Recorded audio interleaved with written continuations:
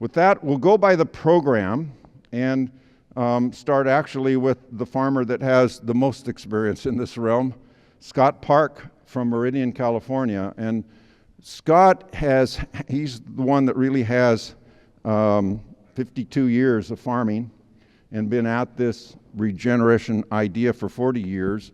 He is an organic farmer mostly, but regenerative in the standpoint of actually looking at how you reduce tillage and how you get cover crops in the system and how you build that soil.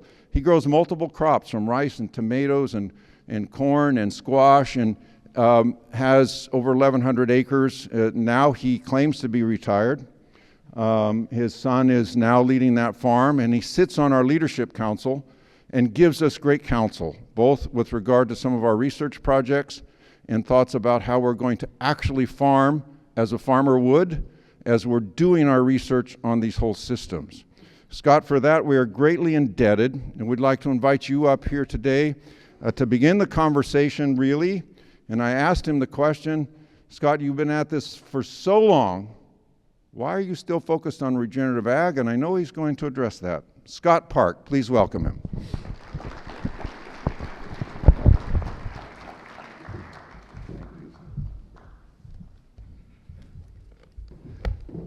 Thank you. I'm an old curmudgeon, so I'll be technologically challenged. Okay, this doesn't come easy. I got to do a test run here.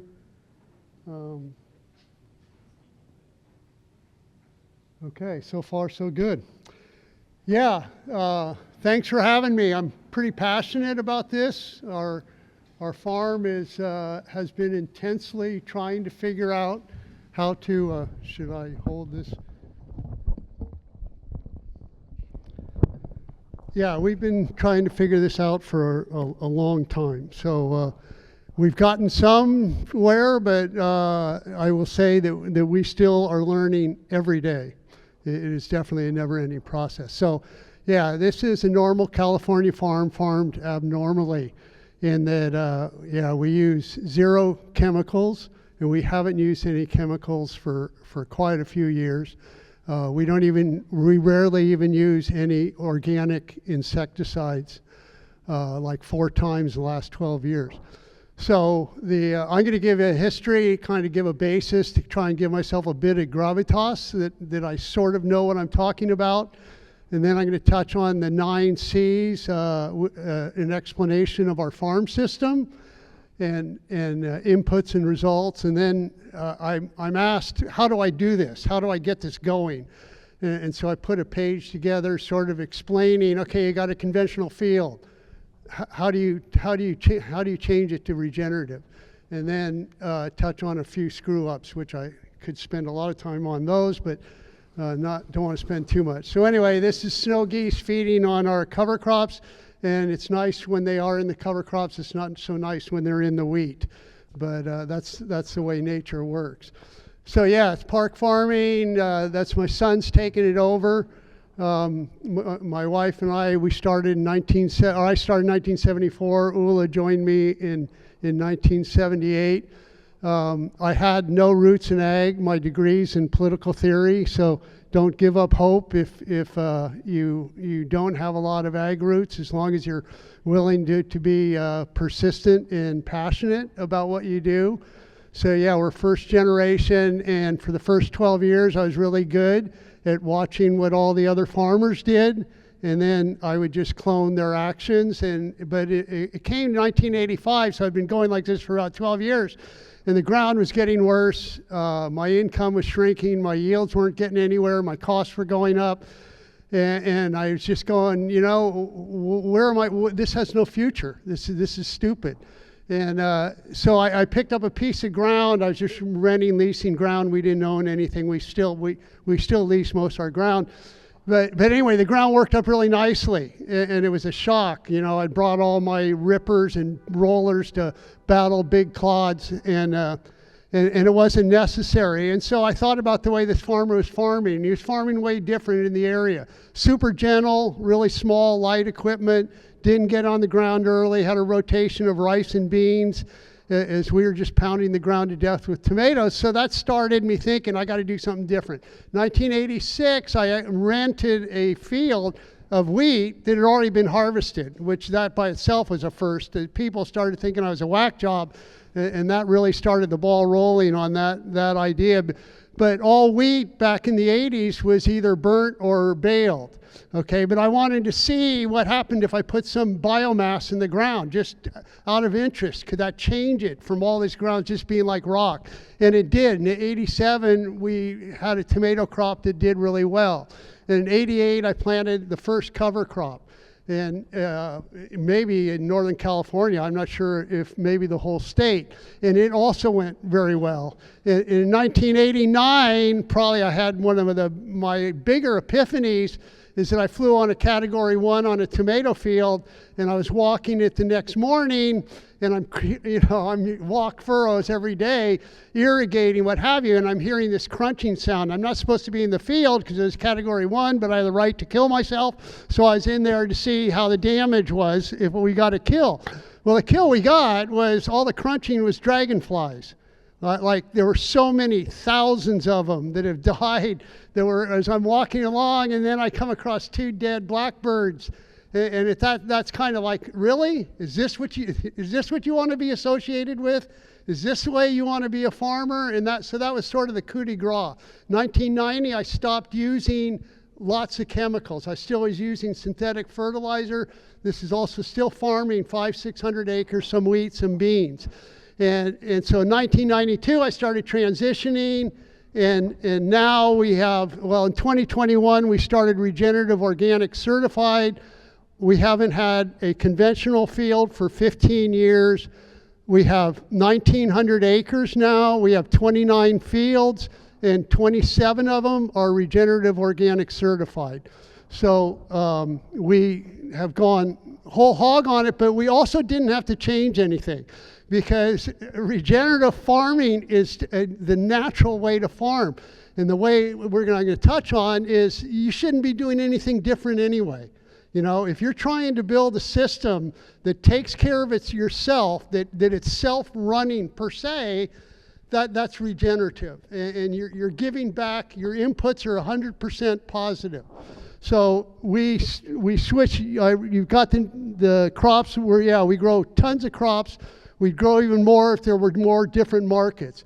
But it's important to know that the healthy soil is the key. And it is corny, but the healthy soil solves your problems. By solving your problems, you're lowering your input. By lowering your input, you're increasing your net profit potential. Okay, the farm's profit comes from reduced inputs and the premiums. It's not coming, we don't chase the almighty yield God. Okay, when you start chasing yield and that's your sole focus, it's also where you go nuts on expenses and inputs, and you really start denying the ability of nature to do what it's doing, because instead of letting the system work, you're manipulating it. Okay, 9 C's, I could give an 8-hour, maybe a season class on this, but so this wasn't drawn by my 8-year-old granddaughter, even though it looks like it. I actually did it myself. But the idea is the bottom is the 9 C's, okay?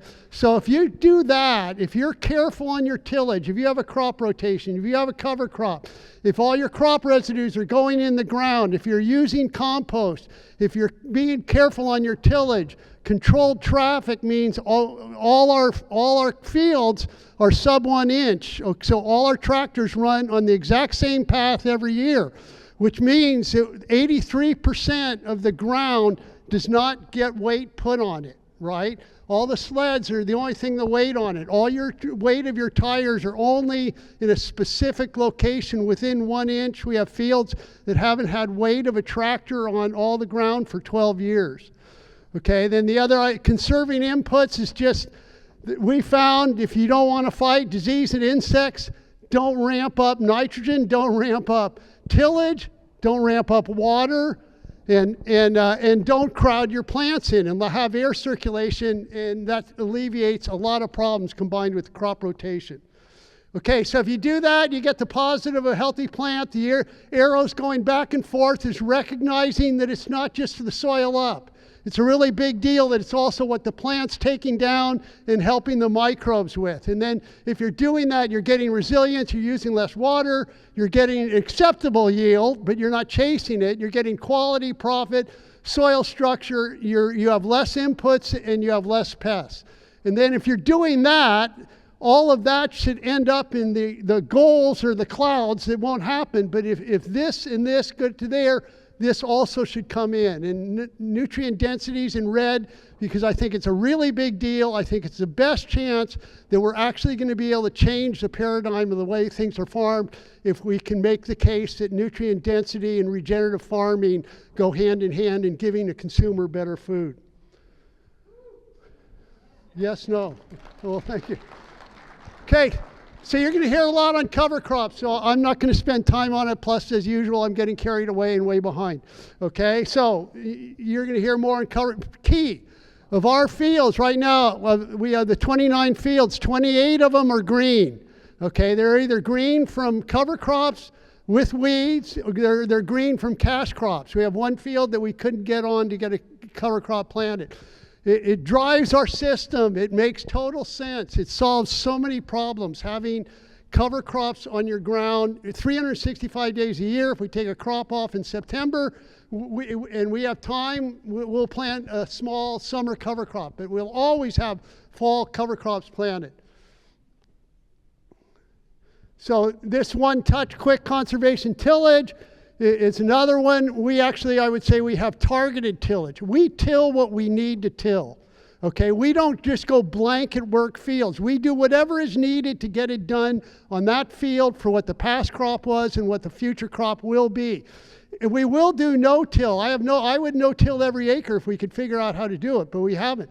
But we can do stuff like this. Like this is a rice field. We finish the rice, we chop it, and then we just go in with a no-till Great Plains drill and drill a vetch crop, okay? On the right, that's what the vetch crop looks like 2 months afterwards, and maybe 2.5 if you're straining to see the vetch. That's the way it is. It's really slow coming out. It makes a really big impact, that thatch on top. But eventually, it will get to like this on the right-hand side. It will fill out, and it will be a beautiful vetch field. But think how economical that is. And then on top of it, for you rice growers that are pounding the rice straw after you've harvested the crop, we don't touch it. And then in the spring, when it's had the time to cure per se, the ground works up like a garden. And so you saved all the tillage, and plus you're getting a cover crop growing, and the legumes love following rice because rice drains all the nitrogen out of the ground, and it's a win-win. And we'll either harvest the vetch for seed, and we'll just think of how low our costs are into that crop, or we'll go ahead and work it in, and for some reason we found fresh market squash loves following this pattern here. This is a lot, okay? And so I'm going to go super fast. So we've done this before. We don't usually get the opportunity, but just imagine this is what we do, what we'll try and do on our farm. So we take a corn crop off. We've already planted intercrop, any seed, like in here maybe it was black eyes that we had left over. We just want something green and legume growing. After that comes off, we plant a multi-species because we know we're going into rice and we want to be able to graze it and have good food for the sheep. Plus there's some volunteer mustard coming. We're really good mustard growers. Okay, then we harvest the rice, and after the rice comes off, then we plant the vetch crop, so we're getting now a vetch for seed. That comes off in June. Now we'll plant a summer multi-species cover crop, and we'll follow that after the vetch harvest, and we'll graze it. That's sun hemp. I highly suggest anybody growing summer cover crops, sun hemp is wonderful. It's a legume. It'll grow 7 feet tall in 2 months, so you get a lot of biomass, and you can knock it down in early September, late September. Then we'll go in, and after that we'll work the ground, get it ready for tomatoes. Plant the vetch crop. We won't plant a cereal because we don't want to battle a lot of biomass. And then we'll come in at tomatoes. So just think of all the good stuff that was done for that crop, right? We got 3 crops. Every operation is economical, and it's just making the system better. Each one's helping from the past crop, helping the next crop. Ooh, that's going to be really hard to see. Okay, quickly. This is a field we just picked up. This is on the left. On the right is a field that we've had 30 years in organic, just to talk of what's the change happens in the soil. The 1-year crop has organic matter of 1.9. The one we've had 30 years, 3.9. The soil respiration rate, which is basically telling you how live the microbes are in the ground, ideally you should be to 120 or something. It's at 39. The 30-year-old field's at 270. And then finally, the soil health calculation should be over 12. The 1-year field is at 7.6. The other field's at 26. So it works. Quickly, solving our problems before they happen. This was a test UC Davis ran on our soil, testing it against leaf hoppers attacking. I won't go through how it was done, but it was done, and the results are the next closest field, the 4 different fields in Davis, had 10 times more hits by leaf hoppers than we did. And other fields, even organic, were as much as 25 times higher. Same thing on, I don't want to push yield, but we can get yield. And we can get yield without water. Most tomato growers are growing tomatoes and cutting the water 7 to 14 days before harvest. We're cutting the water as early as 45 days before harvest. And yet we're still a good tomato yield. We'll run 40 tons. In this particular example, I wouldn't give you one that was way down. This one turned into 62 tons. Yeah, so it works. The ground is healthy enough, the soils, the root systems develop, and it does what it needs to do. How much time do I have? 2. Okay. So on this idea, this is just to give you an idea. I've transitioned in 34 fields through the years. Okay? And here's the heart of this is if you are going to transition in, don't try and hit the jackpot on those first 3 years. Okay, if you're leaning to go toward organic. All this is saying is limit the value of your crop that you're growing. Grow a low-risk crop and emphasize on training the microbes. Okay, give the ground as much food naturally as you can. That's cover crops. You can't see the color, basically down here, the reds are compost cover crop, and even the crops growing like wheat, sorghum, low investment crops. You're not sticking your neck out, okay? But you're building the soil up so once you can get a premium, your ground's ready and the microbes are ready to supply the nutrition. Also, I comment, before you start on it, go in and till it whatever it needs to do to bust that ground up because you don't want to go in and do it again if you don't have to. So if you got to work the ground 2 feet deep, work it 2 feet deep. If you've got Johnson grass and water grass, spray Roundup. Clean it up because you're not going to have those opportunities. And finally, I got to where I got with no government programs, okay? With what's going on in the current administration, and you might be seeing programs getting cut, don't think it can't be done because it can be done because I did it, okay? But don't be stupid. Now I'm going to touch on stupid, which I'm good at. But so anyway, you can hang in there, but lower your risk on the first 3 years. Just concentrate on building up the soil. So this is stupid. This is planted to tomatoes the next day. Okay, this was a real challenge, and this is what it looked like the next day, or this looked like a month later. You can see all the biomass, wonderful. And look at the beautiful soil. It's loaded with earthworms. The tomatoes growing beautifully. But if you see on the left side, there's grass. We actually had grass come in this field that probably came from 300 years ago. We had never seen this grass before, but we had never had this thatch environment either. It's like something kicked into the metabolism of the seed and went, wow, I feel like I'm 300 years old. And they grew. But here's where we screwed up. We should have just undercut the weeds and killed it. We tilled it in, and we tilled it in. We put all the carbon in the ground. The microbes were tied up, breaking down the carbon, using the nitrogen for the plant, and we took a potential 50-ton crop down to 27. Final slide. Okay, nice crop, but how are you going to harvest it? Think about when you take on crops, walk through, what's the equipment do I have everything I need? So at this time, this was about 10 years ago, and we were growing like 25 different vine seed crops, and they said, do you want to grow some giraffe sunflower? Sure, why not? Big deal.